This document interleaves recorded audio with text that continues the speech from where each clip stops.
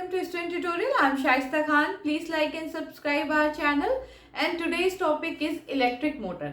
आज का जो हमारा टॉपिक है जो हम अपने इस चैप्टर में डिस्कस करने वाले हैं वो है हमारा इलेक्ट्रिक मोटर। इलेक्ट्रिक मोटर जो होता है ना वो हमारे डेली लाइफ में बहुत हम यूज़ करते हैं अपने अलग अलग अप्लायंसेस में। लाइक कि जैसे हमारा फैन है वो भी, जितने भी फैन होते हैं वो इलेक्ट्रिक मोटर के थ्रू ही चलते हैं। जो हमारे कूलर वगैरह में जो फैन होती है वो भी इलेक्ट्रिक मोटर की वजह से ही चलती है। जो हमारे वॉशिंग मशीन्स वगैरह होती है वो भी इलेक्ट्रिक मोटर भी, उसमें भी यूज़ किया जाता है इलेक्ट्रिक मोटर। ठीक है, अब इलेक्ट्रिक मोटर ऐसी कौन सी डिवाइस है या ऐसी कौन सी मशीन है जिसका हम यूज़ इतनी सारी चीज़ों में कर रहे हैं। क्या कर रहे हैं? जिसका यूज हम इतनी सारी चीजों में कर रहे हैं। इलेक्ट्रिक मोटर बेसिकली होता है क्या है, वो कन्वर्ट करता है एक तरह की एनर्जी को दूसरे फॉर्म में। एक टाइप की एनर्जी के फॉर्म को चेंज कर देता है वो दूसरे टाइप के एनर्जी के फॉर्म में। अब वो कौन सी एनर्जी? इलेक्ट्रिक मोटर जो है वो क्या करता है, वो इलेक्ट्रिक एनर्जी को कन्वर्ट करता है किस में? मैकेनिकल एनर्जी में। जो इलेक्ट्रिक मोटर होता है वो क्या करता है, वो जो इलेक्ट्रिक एनर्जी हम उसको प्रोवाइड करते हैं उस इलेक्ट्रिक एनर्जी को वो कन्वर्ट कर देता है। किस में कन्वर्ट कर देता है? मैकेनिकल एनर्जी में। और मैकेनिकल एनर्जी में भी वो क्या करता है, काइनेटिक एनर्जी में वो क्या करता है, उसको चेंज करता है बाय अपने रोटेशन की वजह से। जैसे जैसे वो रोटेट करता है तो उसके जो मैकेनिकल एनर्जी है वो काइनेटिक एनर्जी के फॉर्म में ही होती है। वो क्या करता है, वो अपने रोटेशन से जो है इलेक्ट्रिकल एनर्जी को मैकेनिकल एनर्जी में चेंज कर देता है। ठीक है, अब जैसे क्या है कि आपने फैन का क्या किया कि आपने ऑन कर दिया स्विच, फैन का स्विच ऑन हो गया, यानी फैन में पहुंच गया इलेक्ट्रिक एनर्जी। लेकिन आपको फैन से क्या चाहिए? आपको फैन से चाहिए कि फैन जो है रोटेट हो और रोटेट होने की वजह से हमें क्या मिले? हवा मिले। ठीक है, हमें क्या मिले? हवा मिले। तो क्या होगा, जो हमने स्विच ऑन किया तो फैन तक पहुंची इलेक्ट्रिकल एनर्जी। अब उसमें जो मोटर था उसकी वजह से इलेक्ट्रिकल एनर्जी किस में हुई? मैकेनिकल एनर्जी में कन्वर्ट हुई। और वो मैकेनिकल एनर्जी कैसे हमको दिखी? जब हमारा फैन क्या करने लगा? रोटेट करने लगा। जब फैन जो है रोटेट करने लगा, इसका मतलब है कि वो जो इलेक्ट्रिकल एनर्जी है वो किस में कन्वर्ट हो गई? मैकेनिकल एनर्जी में। ठीक है, तो जो इलेक्ट्रिक मोटर होता है ना उसका बेसिकली जो प्रिंसिपल होता है या बेसिक जो इलेक्ट्रिक मोटर हम जिसको कहते हैं वो क्या करता है, बेसिकली वो इलेक्ट्रिकल एनर्जी को मैकेनिकल एनर्जी में क्या करता है? चेंज करता है। तो पहले तो हमने बात कर ली कि इलेक्ट्रिक मोटर होता क्या है। ठीक है, और ये किस तरह की एनर्जी को किस तरह की एनर्जी में कन्वर्ट करता है ये तो हमने डिस्कस कर लिया। अब जो है ये किस प्रिंसिपल पे वर्क करता है, तो ये क्या है कि बेसिकली इसका ये जो कॉइल है इसको मैग्नेटिक फील्ड में रखा जाता है। इस पे मैग्नेटिक फोर्स लगता है। मैग्नेटिक फोर्स लगने की वजह से ये कॉइल क्या होता है? कंटिन्यूअस क्या करता है? रोटेट करता है। कंटिन्यूअस क्या करता है? रोटेट करता है। अब वो क्यों रोटेट करता है, क्यों नहीं रोटेट करता है, किस डायरेक्शन में रोटेट करता है, ये सारी चीजें हम क्या करेंगे? आगे पढ़ेंगे। तो हमने क्या क्या डिस्कस कर लिया कि इलेक्ट्रिक मोटर हम डेली यूज में डेली लाइफ में कहाँ यूज करते हैं, और इलेक्ट्रिक मोटर का प्रिंसिपल क्या होता है। इलेक्ट्रिक मोटर क्या होता है, वो इलेक्ट्रिकल एनर्जी को मैकेनिकल एनर्जी में चेंज करता है। और इसमें क्या होता है कि किसी भी कॉइल को अगर हम मैग्नेटिक फील्ड में रखते हैं तो उस पे जो मैग्नेटिक फोर्स लगता है, उसमें जो मैग्नेटिक फोर्स लगता है वो मैग्नेटिक फोर्स उस कॉइल को कंटिन्यूअस क्या करता है? रोटेट करता रहता है। तो रोटेट करने से क्या हुआ कि वो चेंज करता है, वो मैकेनिकल एनर्जी में चेंज हो गया। अब रोटेट किया, जब हमारा फैन रोटेट करता है तो वो क्या हो गया? वो मैकेनिकल एनर्जी हो गई ना। ठीक है, तो ये था हमारा इलेक्ट्रिक मोटर और उसका प्रिंसिपल। अब हम बात करते हैं कंस्ट्रक्शन की। किसकी बात करते हैं? कंस्ट्रक्शन की। अब क्या है, जो हमारा फिगर है उसमें साफ साफ जो चीजें दिखाई दे रही हैं वो क्या है कि हमारे पास दो मैग्नेट है। क्या है? दो मैग्नेट है। अब दो मैग्नेट के दो अलग अलग पोल्स हमने लिए। क्या किया है? यहाँ पे भी इसका मतलब है, अगर यहाँ पे नॉर्थ पोल है तो इसका मतलब है कि ये पूरा एक मैग्नेट है जिसका ये इधर साउथ पोल होगा। ये भी एक पूरा बार मैग्नेट है जिसका ये नॉर्थ पोल होगा। ठीक है। अब फिर आपको लगेगा कि इतना छोटा छोटा ही टुकड़ा रखा है मैग्नेट का और इधर नॉर्थ पोल इधर साउथ पोल। नहीं, दो मैग्नेट बार मैग्नेट रखे हुए हैं। एक बार मैग्नेट का हमने क्या लिया? नॉर्थ पोल इधर लिया और एक बार मैग्नेट का हमने साउथ पोल इधर लिया है। ठीक है, ये हो गया क्लियर। उसके बाद हमने क्या पढ़ा था? सर्कुलर लूप पढ़ा था। ठीक है, हमने क्या कहते हैं, एक कंडक्टर को या कॉपर वायर को हमने क्या किया था? उसको सर्कुलर लूप के फॉर्म में कर दिया था। ये भी एक लूप ही है। ठीक है, ये भी एक कॉइल ही है, लूप ही है, लेकिन इसका स्ट्रक्चर जो है ये क्या है? ये एक रेक्टेंगुलर शेप का है। ये क्या है? एक रेक्टेंगुलर शेप का। ये सर्कुलर लूप ना होके ये क्या है? रेक्टेंगुलर लूप है। क्या है? Rectangular loop ABCD। ठीक है, और इसको कहाँ रखा गया है? इसको दो बार मैग्नेट्स के मैग्नेटिक फील्ड में रखा गया है, यानी दो बार मैग्नेट्स के बीच में रखा गया है। ठीक है, ये बात समझ में आई आपको? मैंने क्या बोला? दो बार मैग्नेट है, एक का नॉर्थ पोल एक का साउथ पोल हमने लिया है। ठीक है, उसके बाद उसके बीच में एक हमने कंडक्टर रखा है या कॉपर वायर, जिसको हमने मोड़ के क्या बनाया है? एक रेक्टेंगुलर लूप बनाया। क्या बनाया? एक रेक्टेंगुलर लूप, जिसको हम बोलेंगे अपने आगे, जब भी हम इसको और आगे बढ़ते जाएंगे तो हम इसको बोलेंगे कॉइल। ठीक है, क्या बोलेंगे? कॉइल। तो ये क्या है? ABCD। ठीक है, अब ये जो कॉइल है ये आके एक रिंग से एक दो अलग अलग हाफ, क्या है? हाफ सर्कल टाइप की रिंग से क्या होगी? अटैच होगी। क्या होगी? हाफ सर्कल के रिंग से क्या होगी? यहाँ पे देखिए ये आ रही है और ये ब्लैक कलर की जो हाफ सर्कल की रिंग है ये इससे अटैच होगी। ये जो रिंग है ये क्या है? P and Q। क्या है? P और Q। और ये PQ क्या है? स्प्लिट्स रिंग बोलते हैं इसको क्या बोलते हैं? स्प्लिट रिंग्स बोलते हैं। ठीक है, ये कुछ ऐसे शेप का होता है, कुछ ऐसे शेप का। ये दोनों एक दूसरे से कनेक्टेड नहीं है, ये दोनों एक दूसरे से जुड़े हुए नहीं है, ये दोनों एक दूसरे से अलग अलग हैं। दो हाफ सर्कल की रिंग्स हमने ली है। एक में कॉइल का एक सिरा हमने अटैच किया है और दूसरे में कॉइल का दूसरा सिरा हमने अटैच किया है, और ये है P एंड ये है Q। ठीक है, अब क्या है? इसको बोलते हैं स्प्लिट रिंग और इसको बोलते हैं कम्यूटेटर भी बोलते हैं। इसको क्या बोलते हैं? कम्यूटेटर भी बोलते हैं। कम्यूटेटर क्या करता है कि वो सर्किट में जो करंट का फ्लो है उसको रिवर्स करने में वो क्या करता है? वो हेल्प करता है। एक ऐसी डिवाइस जो रिवर्स करती है कि इसके करंट के फ्लो को सर्किट में करंट के फ्लो को रिवर्स करने के लिए जो डिवाइस का हम यूज करते हैं उसको हम बोलते हैं कम्यूटेटर। ये है कम्यूटेटर, लेकिन ये क्या है? स्प्लिट रिंग के फॉर्म में है। क्या है? स्प्लिट रिंग के फॉर्म में है। मैं फिर से आपको बता दे रही हूँ कम्यूटेटर क्या है। कम्यूटेटर एक ऐसा डिवाइस है जो सर्किट में करंट के फ्लो को रिवर्स करने में हेल्प करता है। ठीक है, उसकी थ्रू हम सर्किट में जो करंट का फ्लो है उसको रिवर्स कर सकते हैं, और वो यहाँ पे स्प्लिट रिंग के फॉर्म में है। तो ये जो स्प्लिट रिंग है वो क्या है? कम्यूटेटर का यहाँ पे काम कर रही है। अब जो है कम्यूटेटर जो है वो डायरेक्ट इस सर्किट से नहीं जुड़ा हुआ है। क्या है? कम्यूटेटर जो है वो डायरेक्ट इस सर्किट से नहीं जुड़ा हुआ है। वो किससे? वो एक ब्रश से, वो कॉपर की कार्बन की ब्रश से वो क्या है? अटैच है। किससे? कार्बन की ब्रश से। और कुछ अटैचमेंट ऐसे है, ये मान लीजिए ये रिंग्स है। ठीक है, ये क्या है? रिंग है। और ये क्या है? कार्बन की ब्रश है। क्या है? कार्बन की ब्रश। और कार्बन की ब्रश कुछ ऐसी है कि ये क्या कर रही है? सिर्फ इसको टच कर रही है। क्या कर रही है? सिर्फ इसको टच कर रही है। ठीक, टच करी हुई है।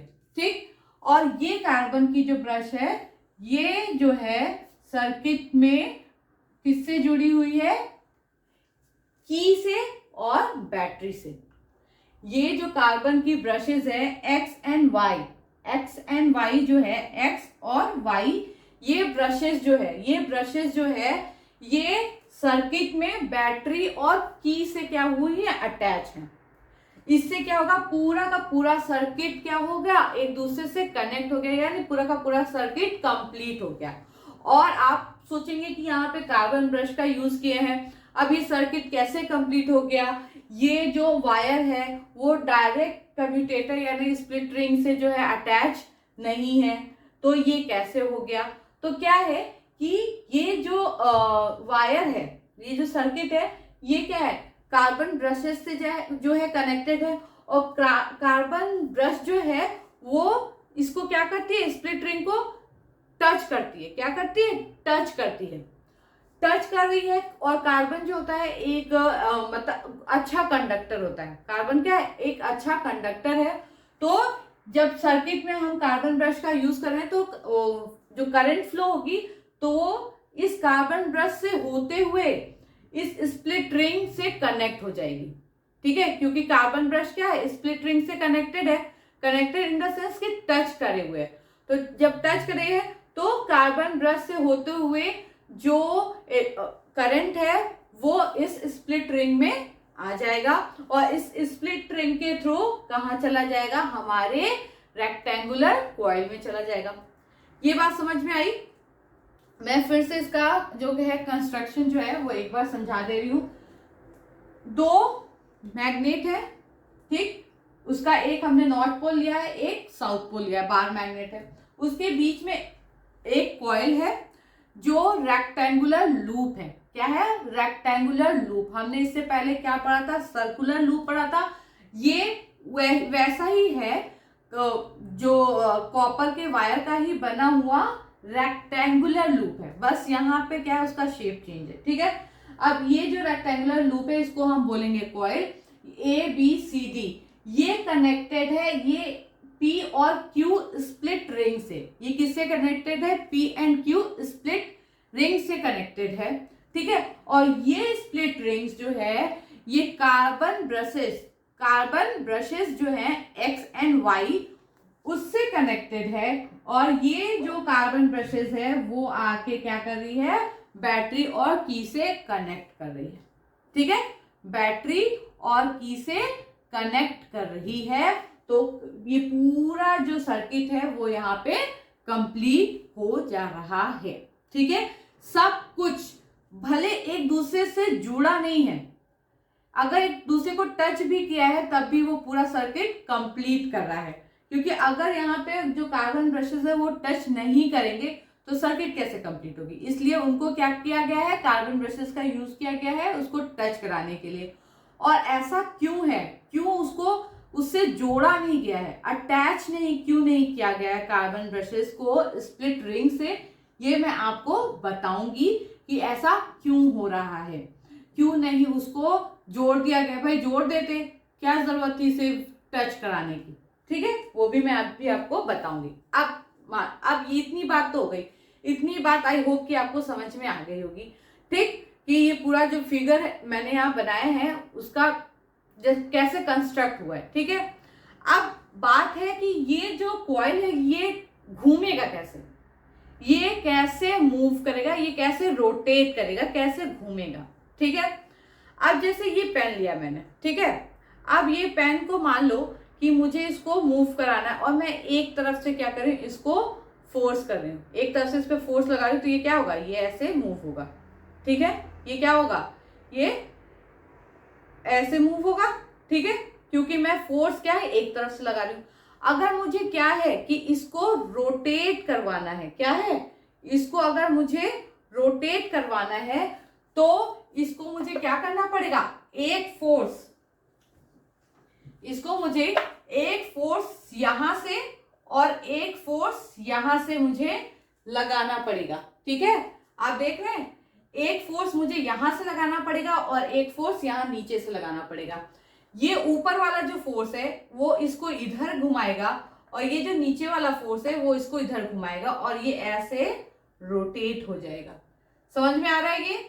कि अगर किसी चीज को रोटेट करना है, अगर किसी चीज को रोटेट करवाना है तो हमें क्या करना पड़ेगा, हमें उस ऑब्जेक्ट पे दो तरह का फोर्स लगाना पड़ेगा।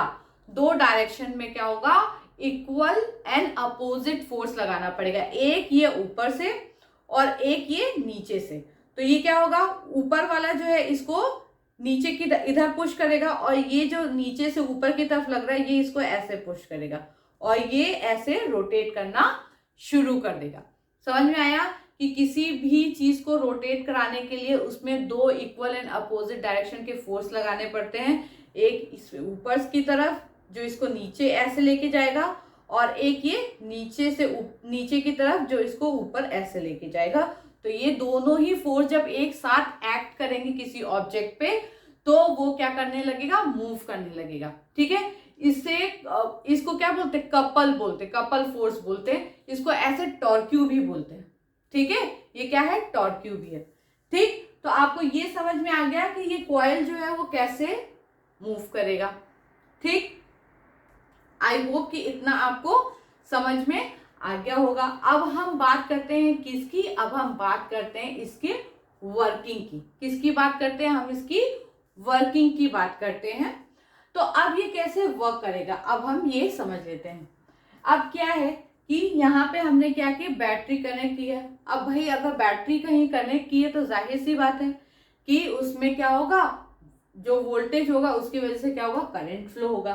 ठीक है, अभी जब करंट फ्लो नहीं हो रहा है यानी कि ये स्विच, ये जो की है वो ऑन नहीं है, ये की है वो ऑन नहीं है, उस टाइम पे क्या होगा कि ये ऐसे ही रुका हुआ रहेगा। जैसे ही हम क्या करेंगे, की ऑन करेंगे, ये क्या होगा, करंट फ्लो होना शुरू हो जाएगा और करंट का डायरेक्शन कुछ इस तरीके से रहेगा।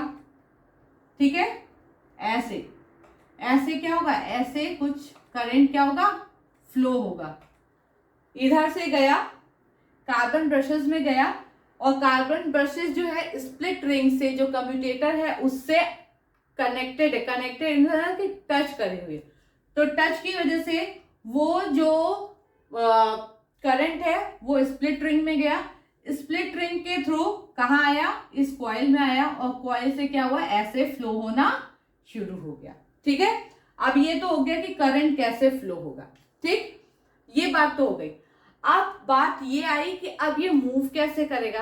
अब आप देखो कि यहाँ पे क्या है, दो क्या है, मैग्नेट है। तो मैग्नेट है तो क्या होगा, मैग्नेटिक फील्ड्स होंगी। मैग्नेटिक फील्ड्स कुछ नॉर्थ से साउथ की तरफ जाएंगी, कुछ ऐसे ही होंगी मैग्नेटिक फील्ड। और यहाँ पे दो मैग्नेटिक फील्ड होंगी, एक तो ये बार मैग्नेट की वजह से होंगी और दूसरी जब इस कॉइल में, जब इस कंडक्टर में हमने क्या कर दिया, हमने करंट फ्लो करा दिया तो ये क्या बन गया, करंट कैरिंग कंडक्टर, यानी कि ये क्या बन गया, एक इलेक्ट्रोमैग्नेट। क्या बन गया, ये एक इलेक्ट्रोमैग्नेट बन गया। अब इलेक्ट्रोमैग्नेट हो गया तो वहां पे क्या हुआ कि एक तो मैग्नेट का मैग्नेटिक फील्ड और एक तो इलेक्ट्रोमैग्नेट की मैग्नेटिक फील्ड, दोनों क्या हुई, दोनों का इंटरैक्शन हुआ। दोनों का क्या हुआ, इंटरैक्शन हुआ और उन दोनों की मैग्नेटिक फील्ड के इंटरैक्शन की वजह से क्या हुआ, फोर्स प्रोड्यूस हुआ। उसको हम बोलते हैं मैग्नेटिक फोर्स, उसको हम क्या बोलते हैं, मैग्नेटिक फोर्स। ठीक है, अब हमने एक और बात की थी कि जब मैग्नेटिक जो फील्ड है वो कुछ ऐसे रहेगी, क्या होगा, मैग्नेटिक फील्ड जब ऐसे रहेगी और उसमें कंडक्टर इस तरीके से रहेगा कि वो मैग्नेटिक फील्ड से क्या कर रहा है, राइट एंगल बना रहा है, उस टाइम पे जो मैग्नेटिक फोर्स इस कंडक्टर पे लगेगा वो क्या होगा, मैक्सिमम होगा। वो क्या होगा, मैक्सिमम होगा। ठीक है, अगर इसी कंडक्टर को हम कुछ इस तरीके से रख दें, मैग्नेटिक फील्ड में इस तरीके से रख दें जो कि मैग्नेटिक फील्ड के क्या हो जाए, पैरेलल हो जाए, तो उस पे कोई भी मैग्नेटिक फोर्स नहीं लगेगा। क्यों, क्योंकि वो हो गई है मैग्नेटिक जो फील्ड है उसके पैरेलल में हो गई है। और मैंने आपको एक और जो है फॉर्मूला बताया था, वो क्या था, F=BIL साइन थीटा। यहाँ पे क्या है, साइन BIL। अब यहाँ पे कौन सा एंगल बना रहा है, जीरो एंगल बना रहा है। कितना बता रहा है, ये जो मैग्नेटिक फील्ड के डायरेक्शन में है, जो पैरेलल है मैग्नेटिक फील्ड के कंडक्टर, वो कौन सा एंगल बना रहा है, 0, और साइन 9 होता है, साइन 0 होता है 0, तो जो फोर्स लगेगा वो कितना हो जाएगा, 0। ठीक है, ये चीज मैं आपको, ये दोनों ही जो परपेंडिकुलर है और जो पैरेलल है, ये दोनों मैं इसलिए बता रही हूँ क्योंकि यहाँ पे अब वो यूज होगा, तो जब आपको पता रहेगा पहले से तो वहां पे कोई भी आपको प्रॉब्लम नहीं होगी। ठीक है, अब इतनी बात तो हो गई कि क्या हुआ, दोनों क्या मैग्नेटिक फील्ड इंटरेक्ट करेगा, उससे क्या होगा, मैग्नेटिक फोर्स होगा। अब मैग्नेटिक फोर्स जो प्रोड्यूस हुआ है, अब उसकी हम बात करते हैं कि वो उसका डायरेक्शन क्या होगा। तो उसके डायरेक्शन को पता करने के लिए हम किस रूल का यूज करेंगे, हम यूज करेंगे फ्लेमिंग्स लेफ्ट हैंड रूल। किसका यूज करेंगे, फ्लेमिंग्स लेफ्ट हैंड रूल। अब हम पहले जो हमारा ए बी साइड है, हम उसके लिए देखेंगे कि जो फोर्स लग रहा है वो किधर लग रहा है, जो मैग्नेटिक फोर्स लग रहा है वो किधर। अब हमने क्या लिया, अपने लेफ्ट हैंड को लिया, लेफ्ट हैंड को हमने उसके तीनों फिंगर्स को इस तरीके से स्ट्रेच किया कि उसका जो इंडेक्स फिंगर है, क्या है, इंडेक्स फिंगर, वो मैग्नेटिक फील्ड की तरफ, जो हमारा मिडिल फिंगर है वो किसकी तरफ, वो है किसकी तरफ, वो है हमारा करंट की तरफ, और जो थंब होगा वो किसको डिनोट करेगा, वो मैग्नेटिक फोर्स को क्या करेगा, डिनोट करेगा। वो क्या करेगा, मैग्नेटिक फोर्स को डिनोट करेगा। ठीक है, तो ये इंडेक्स फिंगर हो गई मैग्नेटिक फील्ड में, ये जो मिडिल फिंगर हुई वो किधर, मैग्नेटिक करंट के डायरेक्शन को, तो और जो थंब हो गया वो किसको डिनोट कर रहा है, वो मैग्नेटिक फोर्स को। यानी इस ए बी, जो कॉइल का ए बी साइड है, उस पे जो मैग्नेटिक फोर्स लग रहा है वो किधर लगेगा, उसका डायरेक्शन क्या होगा, उसका डायरेक्शन हो जाएगा नीचे, उसका डायरेक्शन क्या हो जाएगा, नीचे हो जाएगा। ठीक है, आपने थंब देखा होगा ना, थंब क्या हो रहा था, थंब नीचे जा रहा था। ठीक है, अब क्या है, बीसी में गया करंट, क्या हो गया, बीसी में गया, बीसी पे कोई भी फोर्स एक्ट नहीं करेगा। क्यों नहीं करेगा, क्यों, क्योंकि ये मैग्नेटिक फील्ड के पैरेलल है। क्या है, मैग्नेटिक फील्ड के पैरेलल। ए बी जो है मैग्नेटिक फील्ड के परपेंडिकुलर था, इसलिए इस पे फोर्स लग रहा था। बीसी क्या है, मैग्नेटिक फील्ड के पैरेलल है, इस पे कोई फोर्स नहीं लगेगा। अब बात आती है सीधी की। ठीक है, अब बात आती है जो सीधी साइड है कॉइल का, उसकी। यहां के लिए भी हम क्या करेंगे, फिर से Fleming's left hand rule use करेंगे। फिर हमने क्या किया, फिर अपना इंडेक्स फिंगर लिया, उसको हमने मैग्नेटिक फील्ड में रखा, मैग्नेटिक फील्ड के डायरेक्शन में। जो हमने अपना मिडिल फिंगर लिया उसको हमने रखा किसके डायरेक्शन में, करंट के डायरेक्शन में। अब आया हमारा क्या, अब आया हमारा थंब। थंब क्या हमको दिखा रहा है, मैग्नेटिक फोर्स। और मैग्नेटिक फोर्स क्या दिखा रहा है हमको, कि मैग्नेटिक फोर्स किसकी तरफ लग रहा है, ऊपर के साइड में। कैसे लग रहा है, ऊपर के साइड में, इधर ऊपर के साइड में क्या लग रहा है, मैग्नेटिक फोर्स लग रहा है। ठीक है, इस पे दो फोर्स लग रहे हैं, एक ए बी में नीचे की तरफ और सी डी में ऊपर की तरफ, यानी कि टॉर्क्यू हो गया। क्या हो गया, टॉर्क्यू हो गया।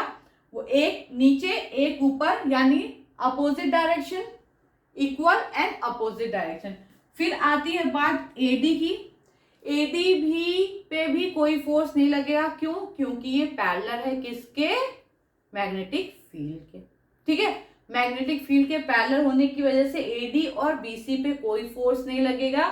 फोर्स किस पे लगेगा, सिर्फ ए बी साइड पे और जो सीधी साइड है उस पे लगेगा। क्यों, क्योंकि ये मैग्नेटिक फील्ड के डायरेक्शन के क्या है, परपेंडिकुलर।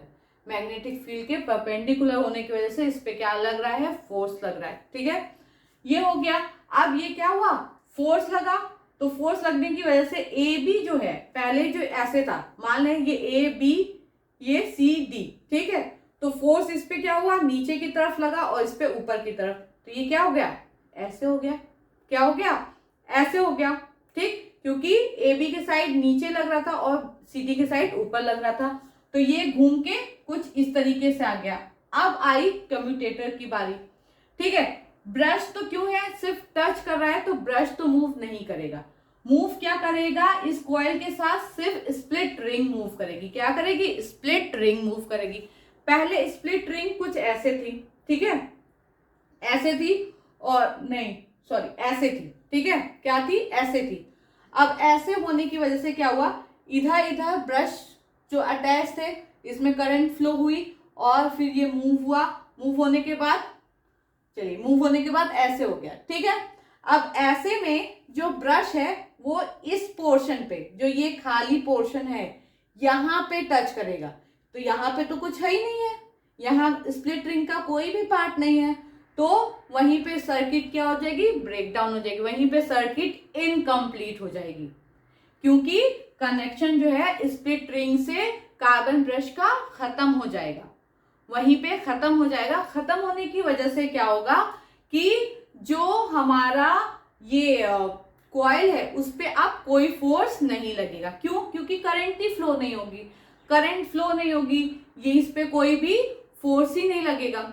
लेकिन क्या है कि मूवमेंट ऑफ इनर्शिया की वजह से, मतलब इनर्शिया की वजह से ये कॉइल जो इस तरीके से था अब वो फिर से ऐसे हो जाएगा, यानी कि जो सीधी साइड है वो इधर आ जाएगा और जो ए बी साइड है वो उधर चला जाएगा, यानी कि कुछ ऐसे हो जाएगा,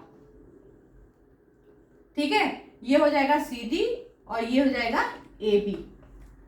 पहले ऐसे था, इधर ए बी इधर सीधी, ठीक।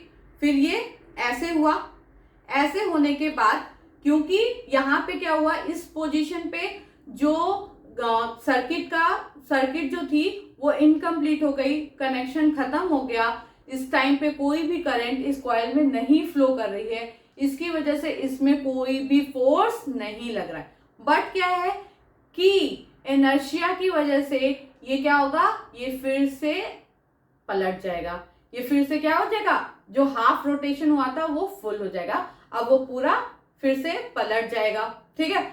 अब क्या हुआ, अब ए बी आ गया इधर और सी डी आ गया इधर, यानी जो सी डी पोर्शन है वो आ गया नॉर्थ पोल की तरफ और जो ए बी पोर्शन है वो आ गया साउथ पोल की तरफ, ठीक है, ठीक है। इतना आई होप कि आपको समझ में आ गया होगा। अब फिर यहाँ पे भी फिर क्या हुआ, फिर से वही चीज हुई, फिर से क्या हुआ कि जो स्प्लिट रिंग्स थी वो क्या हुई, वो फिर से आ गई कार्बन ब्रशेस के टच में, ठीक। कार्बन ब्रशेस के पहले तो इस तरीके से था, ठीक, फिर मूव हुआ इस तरीके से हो गया, फिर वो मूव होके फिर इस तरीके से हो गया, तो वो क्या हो गई, कार्बन ब्रशेस के टच में आ गई। कार्बन ब्रशेस के टच में आने की वजह से फिर से सर्किट क्या हो गई, कंप्लीट हो गई, फिर से करंट क्या हो गया, इसमें फ्लो होने लगा। फिर से क्या हो गया, फिर से जो मैग्नेटिक फोर्स था वो एक्ट करने लगा, फिर से मैग्नेटिक फोर्स एक्ट करेगा, यहाँ भी फिर से करंट इधर ही फ्लो हो रही है, ठीक है। और ऐसे ही मैग्नेटिक फील्ड का डायरेक्शन ऐसे ही है, बस क्या हुआ है, साइड्स चेंज हो गई हैं। साइड्स चेंज होने से कोई भी प्रॉब्लम नहीं है। फिर से हम फ्लेमिंग्स जो है लेफ्ट हैंड रूल यूज करेंगे और आप देखोगे कि क्या है, ये है आपका इंडेक्स फिंगर जो कि मैग्नेटिक फील्ड को बता रहा है, ये है आपका मिडिल फिंगर जो कि करंट के फ्लो के डायरेक्शन को बता रहा है, और ये है थंब जो कि आपके मैग्नेटिक फोर्स को बता रहा है। फिर से मैग्नेटिक फोर्स कहाँ लगा, नीचे की तरफ, कहाँ लगा, नीचे की तरफ। फिर से आप ए बी पे आओगे, यहाँ पे क्या है, फिर से आपका जो इंडेक्स है वो फिंगर वो किधर दिखा रहा है, मैग्नेटिक फील्ड, जो ये मिडिल फिंगर है वो करंट का फ्लो, और जो आपका थंब है वो क्या बता रहा है, आपका मैग्नेटिक फोर्स। यानी कि अब ए बी पे भी फिर से क्या लगेगा, ऊपर की तरफ मैग्नेटिक फोर्स, यानी कि फिर से फोर्स का कपल जो है वो हो गया है तैयार इस कॉइल को मूव कराने के लिए, और ये फिर से मूव होके अपनी ओरिजिनल पोजीशन पे आ जाएगा।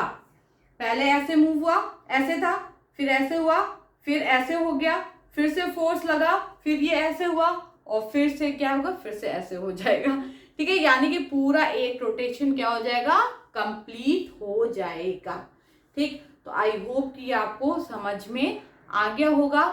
अब इसकी जो थ्योरी पोर्शन है और इसको एक बार फिर से हम क्या करेंगे, अपने जो नेक्स्ट क्लास होगी उसमें फिर से क्या करेंगे, एक बार रिवाइज करके और फिर हम इसका थ्योरी पोर्शन देखेंगे। ठीक है, तो थैंक यू फॉर वॉचिंग।